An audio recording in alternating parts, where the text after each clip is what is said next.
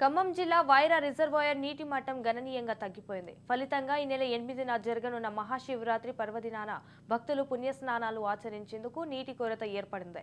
వైరా మండలం స్నానాల లక్ష్మీపురంలోని రామలింగేశ్వర స్వామి మదిరలో ప్రముఖ శివాలయాలు ఉన్నాయి. ఈ దేవాలయాలకు తెలంగాణ, ఏపీ రాష్ట్రాల సరిహద్దులు కావడంతో మహాశివరాత్రి జాతర అంగరంగ వైభవంగా జరుగుతోంది.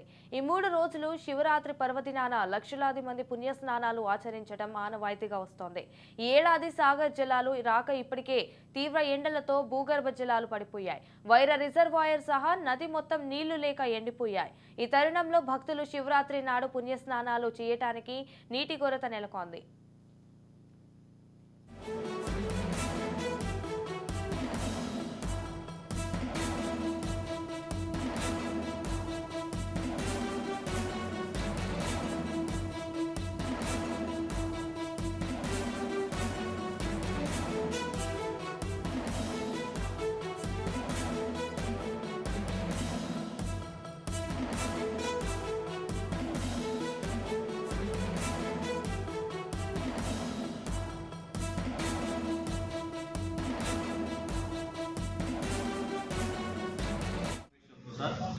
వైరా మున్సిపాలిటీ పరిధిలోని పౌరుని నీటి ఎద్దడి ఏర్పడటం అనేది ఇటు మహాశివరాత్రి భక్తులకు కూడా ఆ నీటి ఎద్దడి తాకిడి ప్రధానంగా డిప్యూటీ సీఎం మల్లు భట్టి విక్రమార్క గారి స్వగ్రామమైన స్నానాల లక్ష్మీపురంలో ఏటా మహాశివరాత్రి సందర్భంగా వేలాది లక్షలాది మంది భక్తులు పుణ్యస్నానాలు ఆచరిస్తూ ఉంటారు. పూర్తిగా ఎండిపోవడం వల్ల ప్రస్తుతం ఈ సంవత్సరం పుణ్యస్నానాలు ఆచరించడానికి ఎటువంటి పరిస్థితులు ఎదురవుతాయి, ఆటంకాలు ఎదురయ్యే పరిస్థితి.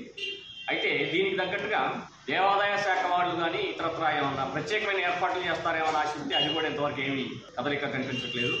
అదే సందర్భంగా మరొక విజ్ఞప్తి ఏంటంటే కనీసం సాగర్ ద్వారా నీరు విడుదల చేసి వైరా రిజర్వాయర్కి అందించడం ద్వారా తద్వారా కూడా కొంత రిజర్వాయర్ నుంచి నీటిని విడుదల చేసి ఆ నదిలో పుణ్యస్నానాలు ఆచరించడానికి కనీసం ఆ 4-5 రోజుల వరకైనా కార్యక్రమం. నీటి కొరతపై అధికారులు, అనధికారులతో ఎమ్మెల్యే మాలోతు రామ్దాన నాయక్ సమీక్ష సమావేశాన్ని నిర్వహించారు.